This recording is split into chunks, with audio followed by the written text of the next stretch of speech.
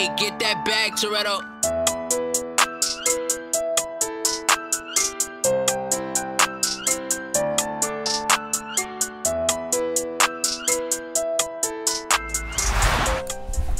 It's FYF Sports, man. It's Lamont. We back with another special edition podcast video. I mean, we 8 days away from the NBA draft.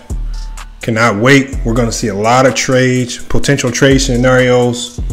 And you know what we're here to do is we're here to discuss some of those trade scenarios, but we'd like to just kind of bring a little bit more realism to them based on what these teams can and cannot do. We like to take, factors in such as both the need of both teams, salary cap, infrastructure, all of that. So we're going to be getting in that today in depth, in detail. Before we get started, make sure you guys like, comment, subscribe, hit the notification bell to the video if you have not done so already. We're grinding. All right, we're at 15K. Next goal is to 20K. All right, so continue to share the videos. I see it every time you share it on your Snap stories, on Instagram, on Twitter. I see it all. So again, I appreciate everybody that's been sharing our videos. I think last month we had over 5,000 shares. I mean, that's ridiculous right there. That means so many of you guys are sharing the videos. All right, well, we need more than that. It doesn't cost a penny. Just make sure you share the videos. If you see something that you like, put it out there so we can get more engagement, more fans over here to FYF Sports chiming in on some of these sports talks. But today, we got some news out of the NBA. We're going to be breaking down some of these trade scenarios. I have about 5 to 6 different trade scenarios that I think will happen and will affect the NBA draft. All right. And so, again, some of these trades, they may not happen. Some of these trades may happen. I'm just kind of giving you some trades, some looks that I think will benefit both teams and both parties involved. And we're just gonna go ahead and get over to the big board because I really want to jump into this early. My first trade scenario, man, is with a guy, Buddy Hield. We know Buddy Hield absolutely wants out of Sacramento. He lost his starting job. He lost that starting position to Bojan Bogdanovic, and he was relegated to the bench. His numbers dropped, his production dropped. He wasn't happy. He's not getting along with Luke Walton. We know that he wants out of Sacramento. And here's the proposed trade that I made right here. I mean, this trade, I think it works for both teams, and I'm going to tell you why. We're looking at a Grizzlies team that desperately needs more three-point shooting, especially to put alongside Ja Morant. All right, Ja Morant is a guard in this league that he's great. He's great at attacking. He's okay with the mid-range. He can get to the basket anytime he wants. The floater's great. He's a great passer. He's just struggling shooting the ball. Ja Morant is not a great three-point shooter, right? They need more floor spacing. And as far as good as Dillon Brooks was alongside of Ja Morant, Dillon Brooks was not a floor spacer. Dillon Brooks is a high-volume scorer who needs the ball in his hands a lot to really get real work done. All right, Buddy Hield is a catch-and-shoot type of player. He doesn't need a lot of dribbles to be effective, and he can work effectively with a Ja Morant, and they can be a great pair. And that could be one of the best backcourts in the NBA because one has one job, the other has another job, and they kind of do what the other doesn't. So I think that in and of itself would be great. Now, the cost for the Grizzlies to get a Buddy Hield is going to be great because you have to make the money work. You have to make the money work. And the trade that I proposed is going to be 3 players for 1. Kyle Anderson, Grayson Allen, and Dillon Brooks for Buddy Hield. Now, Dillon Brooks is going to hurt the most. Letting Dillon Brooks walk is really, really going to hurt that Memphis Grizzlies team. But at the end of the day, you got to think about the long-term impact. I mean, on paper, it looks worse than what it actually is. I think this trade could benefit not only the Grizzlies, it benefits the Kings as well. All right, because the Kings, they need more wing scoring, they need more athleticism, they need more defense. And I think these 3 players, Dillon Brooks, Grayson Allen, and Kyle Anderson, could help bring some of that. Now, I think Kyle Anderson's that wild card type of player that could just maybe be thrown in just to make the trade work. I've been hearing that the Memphis is they've been wanting to shake that Kyle Anderson contract for a while. There just haven't been too many suitors that want to take on his close to $10 million over the next 2 years. I think the Kings have salary cap space to take that on without it being too much of a cap hit. Grayson Allen he's outplayed the value of his contract. I think Grayson Allen with Bogan Bogdanovic possibly leaving in free agency and Buddy Hield leaving via trade, that shooting guard spot is going to be wide open for Dillon Brooks and Grayson Allen to operate. So I think that's going to benefit those two guys the most. This is the first trade that I see here. We got Buddy Hield for Dillon Brooks, Grayson Allen, and Kyle Anderson, where the Kings look like they're sacrificing a lot. But ultimately, in reality, these three players right here actually gives the Kings a +3 in increased projected wins. So I think the Kings will come out the winners in this trade, but it definitely will help the Grizzlies as well because they can solve the problem of spacing. Let's get on to trade number 2. All right, so next up right here, the trade I created, man, a little bit more unique. It would be this would be considered a blockbuster trade.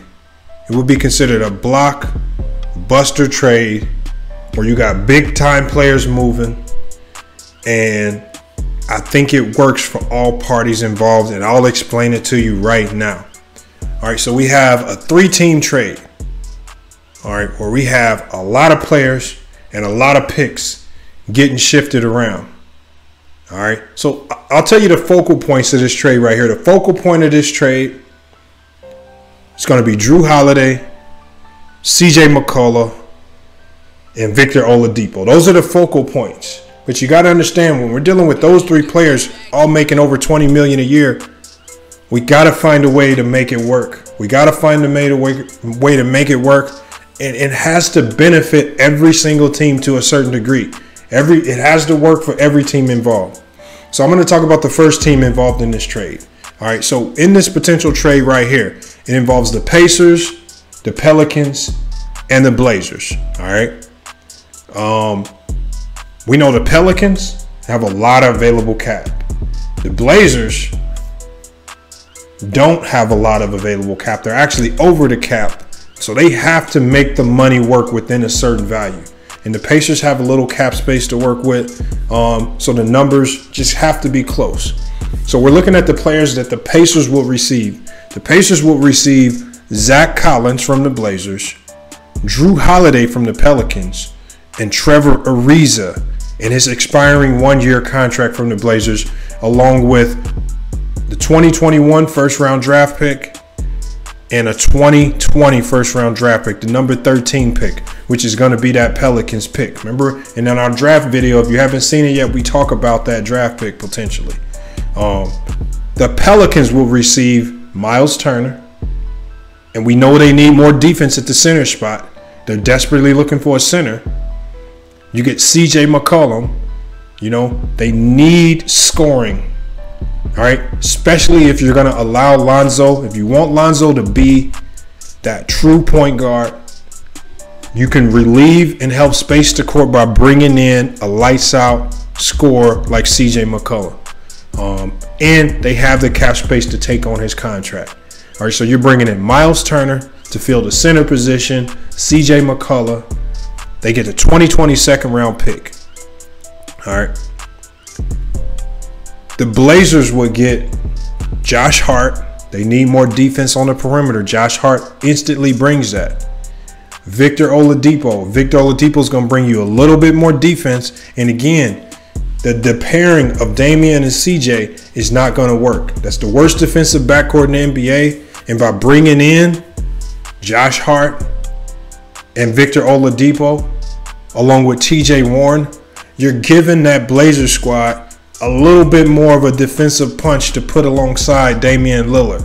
All right. So what now you have more volume to play around with. All right. Now Zach Collins, you have to give up your young big, but Zach Collins, who's been injured, he's dealt with a number of injuries, it's kind of affected the Blazers.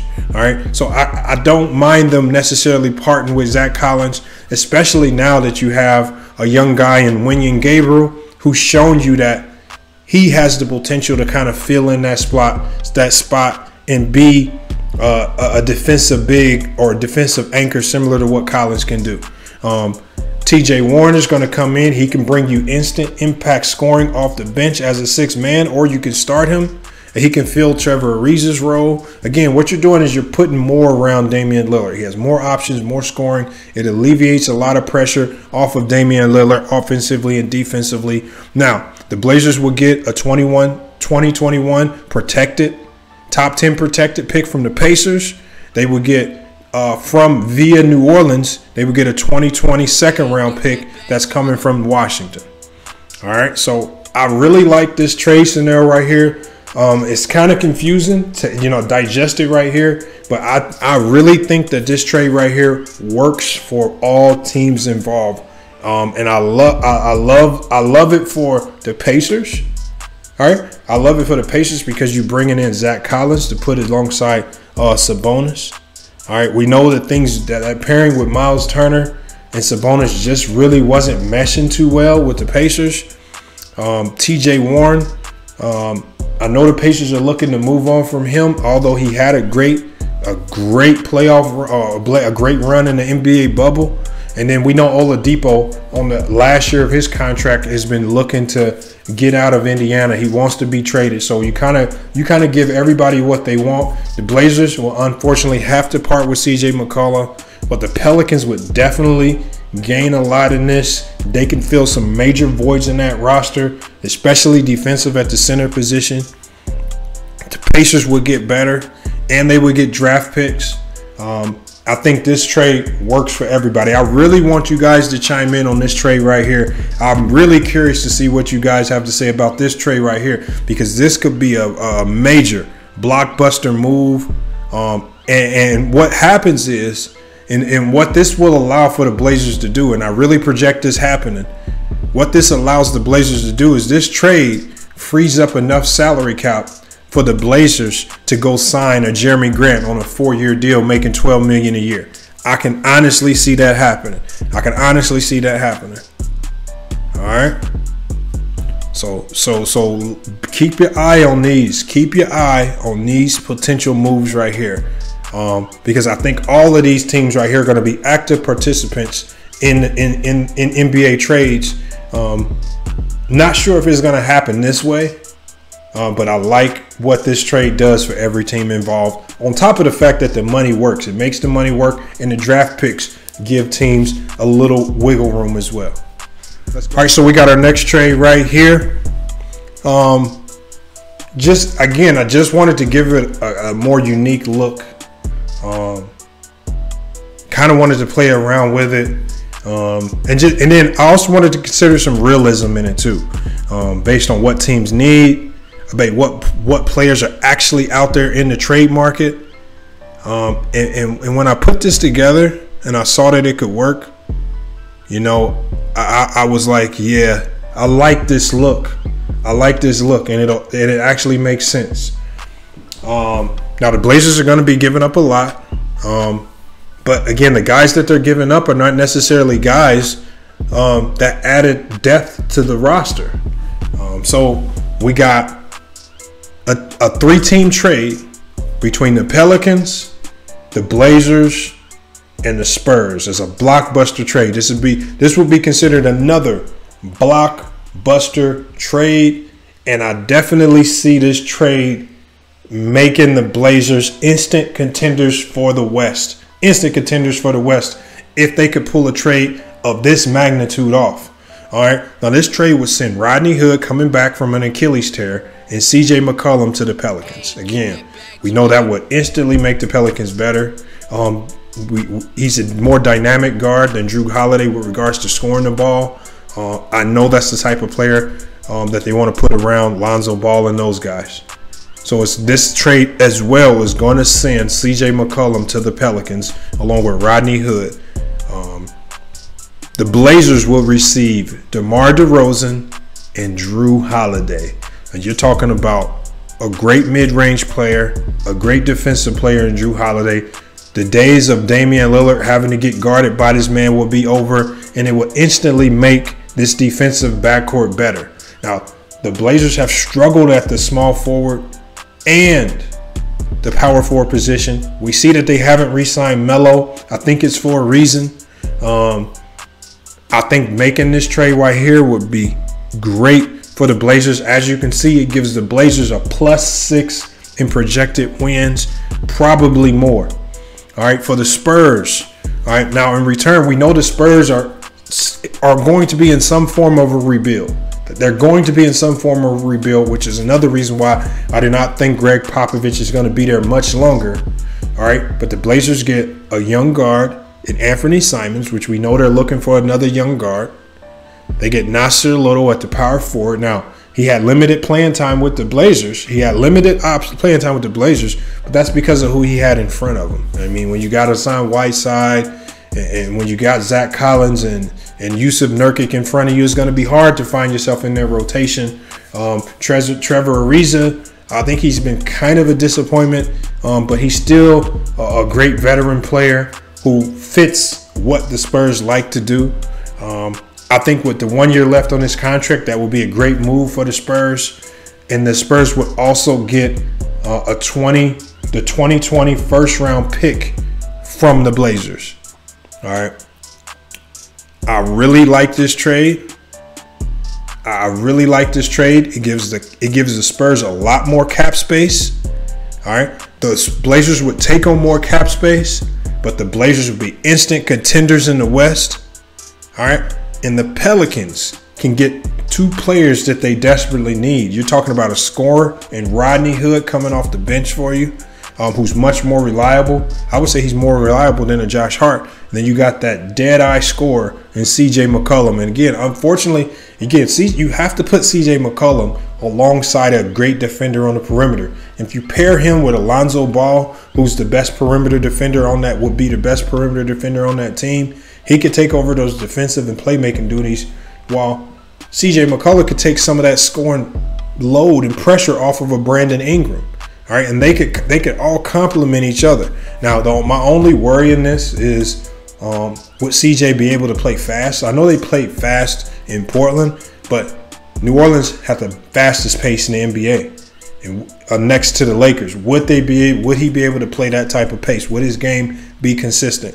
But I want you to analyze this trade. Do you like this better than the last trade that involved C.J. McCollum? This trade right here would make the Blazers a lot better if they can make it work, and it would be about chemistry. But one thing we know about Damian Lillard is whenever he's got new players, he's went above and beyond to help those guys mesh into what they're trying to do in Portland. I think Terry Stotts would have one of the best teams that he's had ever in Portland if he was able to pull off a trade like this to bring in two studs. But this is one of the more intriguing trades. I want you guys to let me know what you think about this, because again, I think all three of these teams are going to be actively trading in trade talks on draft day and going into free agency.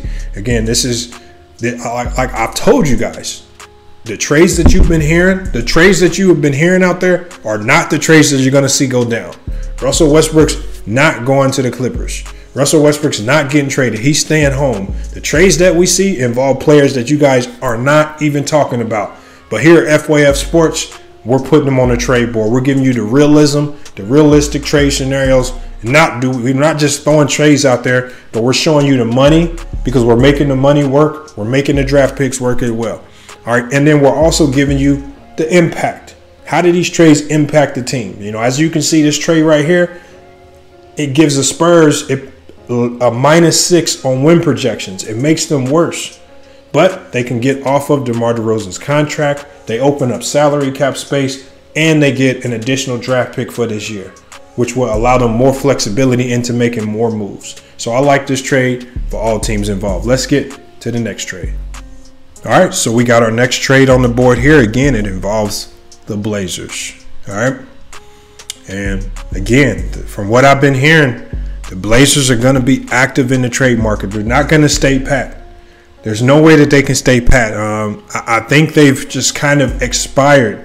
I think they've expired the pairing. I think the pairing of CJ and Dame, as much as we love it, you know, for me as a Portland Trailblazer fan, you see it right here. As much as I love the pairing of those two guys, ultimately is not going to lead to winning because of the defensive liabilities that it brings you. Now, with these two teams involved right here, we know that the Nets have clearly stated that they're looking for another star to come in. They want another star to come in. Now, CJ McCollum works. The only issue, you know, and if we're talking realistically, I know the money works and all the numbers work, but is there enough shots to go around for this group? Now, we know CJ, we know he has the ability to fall back and allow other guys to dominate because he's played with Damian Lillard his whole career. He played with Carmelo Anthony. So sometimes we've seen him fall back and be that third guy.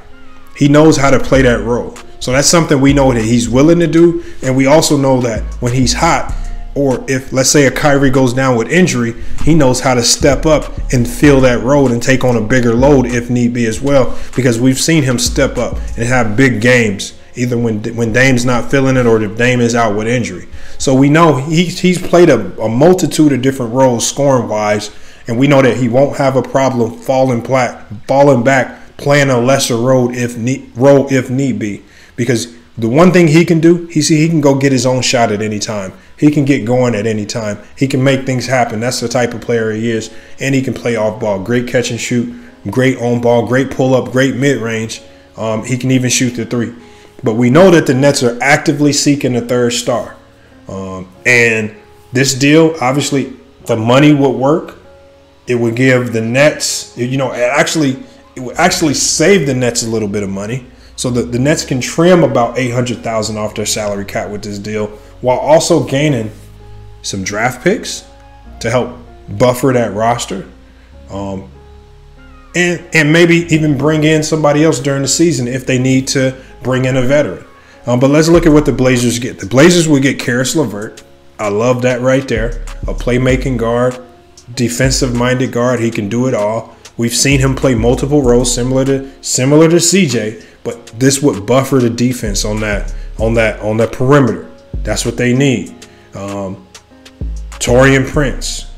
Taurean Prince, again, you're bringing in a stout defender on the perimeter. Taurean Prince can defend what the Blazers need.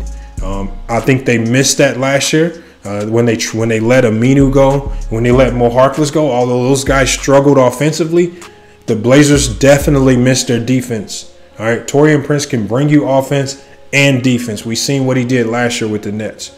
Now, the Blazers would get the 2020 first-round pick from Philadelphia, and they would get a 2022 from the Nets first-round pick, which is lottery protected. Now, we know the Nets aren't going to be in the lottery, so we can almost guarantee that pick is going to be going to the Nets. The Nets would get CJ McCollum.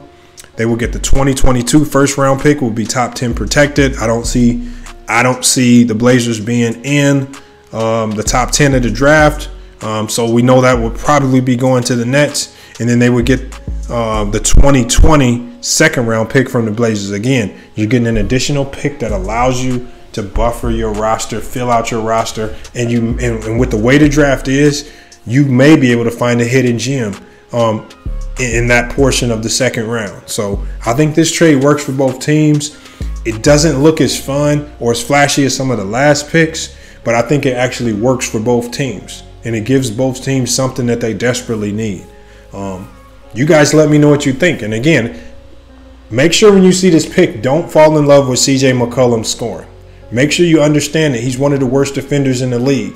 The Blazers are going to have to his scoring, CJ McCollum's scoring, does not make up for his defense. And we've seen that in the playoffs multiple year after year after year.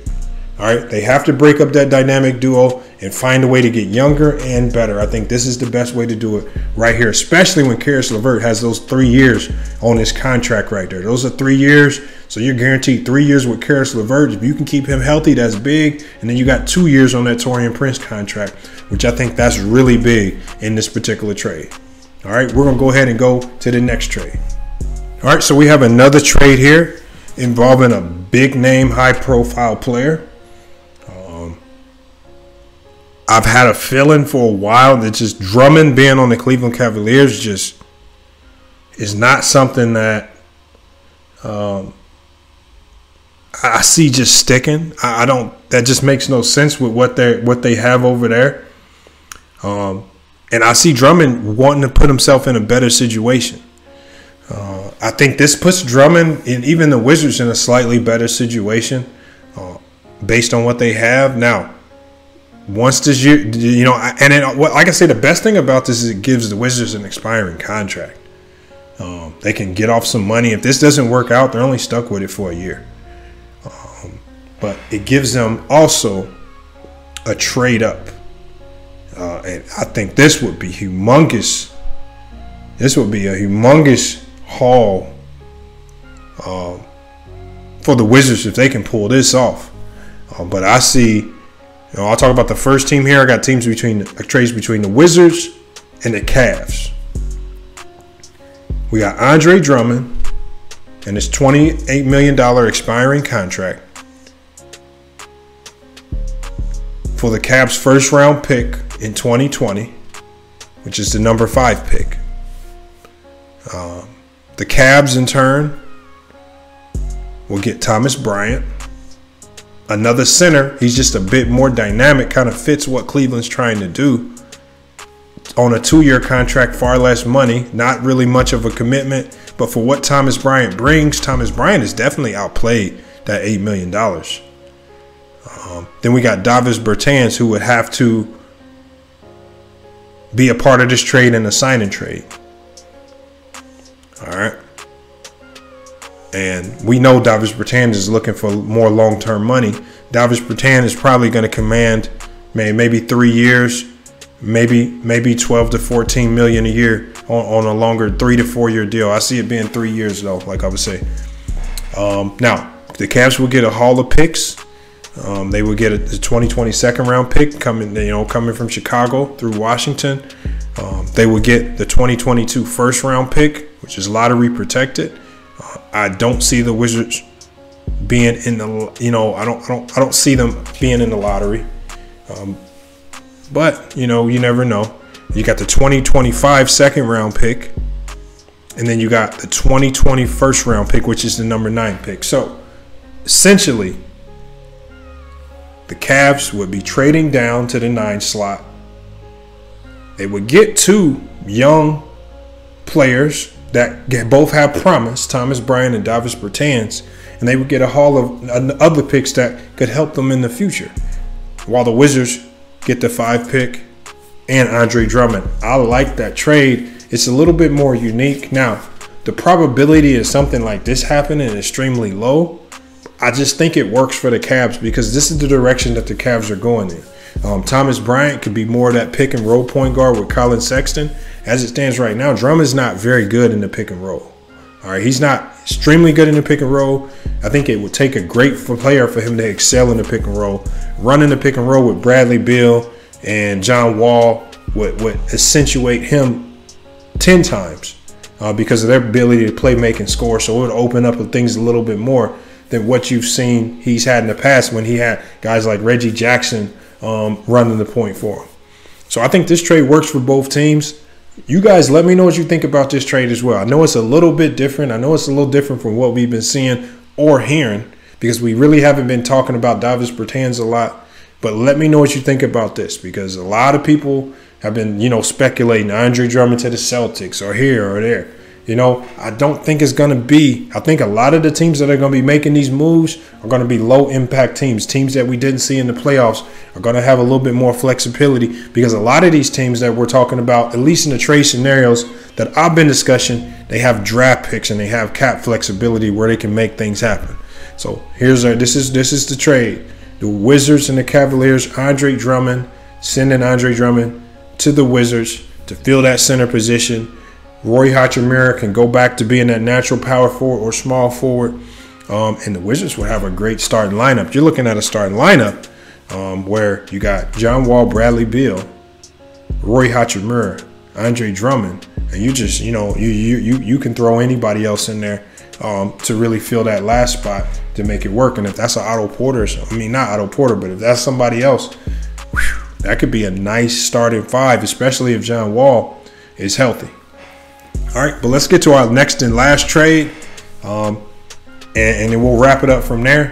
But these are all trades that we're going to be discussing. When this video drops, we'll be going live the same day. These are trades that we're going to be discussing, projections that we're going to be discussing on the live show. And if you guys got certain trade scenarios, I mean, go to the trade simulator yourself on ESPN, screenshot the trades.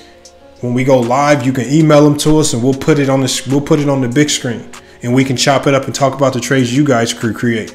But again, just be inventive. So on the 18th, let's get trade ideas and trade talk, and hopefully, you know, maybe one of these trades actually happens. But let's get to the next trade. All right, so our next and last trade is going to be on the LA Lakers, with the LA Lakers and OKC Thunder. Now, the one thing that we know about the Thunder is that they're trying to get younger. They're building for the future. They're in ultimate rebuild mode. They're only going to look to take on expiring deals. All right. The Danny Green contract is a player that they know they can easily move. All right. Because he's on an expiring one-year deal. He's on that expiring one-year deal. That can go to almost any contending team. All right. So that's going to give them flexibility if they want to move a Danny Green, who I don't think he wants to stay in OKC. Kyle Kuzma is a guy that I know that they would love to re-sign and give an extension to. They would love to do that with a guy like Kyle Kuzma. They would have his rights, so he would be a restricted free agent where they can match any deal given to him. So I like this trade right here. On the Lakers, you know, a lot of people don't understand the value of a guy like Dennis Schroeder. Not only can this guy Dennis Schroeder play your point, you know, because we don't even know if the Lakers are going to be able to retain a Rondo. You know, let's say they can't retain a Rondo. Dennis Schroeder is going to be a great backup point guard. Dennis Schroeder is great off ball. He can be that shooting guard role. He can play that shooting guard role. You know, if you're losing Kuzma, Dennis Schroeder is a great defender. So he's going to bring you perimeter defense. And we know Kuzma struggled defensively almost to the point where he was hard to play. Same with Danny Green. Danny, you know, he's going to feel that defense that Danny Green gave you. And I would say Dennis Schroeder I call him a gamer. He just knows how to play the game. You know, when you need to get something done, he's there to help you get it done. Dennis Schroeder is a true gamer. And that's what you got to give to him. I think he would fit well in with LeBron James. I think he would fit perfectly with that team. And being a sixth man on that team, he could lead the bench. He could lead those players off the bench. He could assist the starters. If they needed another playmaker in with LeBron, he's so versatile. He can do a lot. So I think he's one of the more undervalued players. Only on the one-year deal. We know the Lakers are not going to commit to any long-term deals. They're not committing to any long-term deal. Only 1 and 2 year deals, 2 years at the max. Because, again, they're looking towards 2021 free agency. So with that being said, this trade makes perfect sense. Now, I've been hearing Gallinari out there in free agency. I've been hearing all of this. But at the end of the day, the Lakers aren't going to be able to make any free agent signings. They're over the cap. All right. So what this trade also does, if you look at the money, it gives the Lakers a cushion of $3.4 million. So we're knocking $3.4 million off the books for the Lakers. The Thunder, with all the cap space in the world, they're taking on an extra $6.9 million. All right. And I think because they're taking on that extra money, that's why the lottery picks are thrown in to supplement that. I think this trade works for everybody because it gives the Lakers cap cushion, gives the Laker a dynamic player that's versatile. You can play him in multiple positions. You have to sacrifice Kuzma. I just don't think he was fitting well with that team anyway. You know, I can almost say if you pull him off that team, they still win the NBA championship. He just didn't have that much of an impact on a lot of those games, especially in the Western Conference Finals and the Finals. All right, so this is just a way for the Lakers to improve their roster and give them cushion to do more. Maybe go out and sign somebody. But, you know, hey, these are all my trade scenarios. I want you guys to let me know what you think about these trades, man. I took a lot of time to really look into how to make those potential trades work. Looking at team needs. Again, if you're making these trades, we want to look at the need for both teams. Sending. When we heard the trade talks about James Harden going to Philly, well, yeah, that sounds perfect. That sounds perfect for Philly, but does it work for Houston? Sending Ben Simmons to Houston with Russell Westbrook doesn't make any sense, and that's why I say let's just be students of the game. Let's just try to come up with trade scenarios that are a bit more realistic. Understand salary cap. Understand the value of these draft picks when these draft picks are moving as well. How will all of this correlate into the NBA draft? All right, so when we go live, I want you guys to chime in. Let me know what you think about this. But this is our NBA trade breakdown. I mean, we may come back with some more trade breakdowns, but the guys that we talked about today are all guys that are potentially on the trademark or are already stated to already be on the trademark by the trade block by their teams. All right, so but it's been a great video, man. I really love doing this. I really like talking about these trade scenarios, especially when we base it in realism and not just the hyperism that we see in clutchpoints.com or Bleacher Report with a lot of these trades where you don't see the numbers behind the deal to make it work. So right here, again, at the end of the day, these aren't real trades either, but I think they're just a tad bit more realistic, closer to what we'll probably see on November 18th when the NBA draft hits and when free agency hits a little after. Hey, but it's been a great NBA free agency video.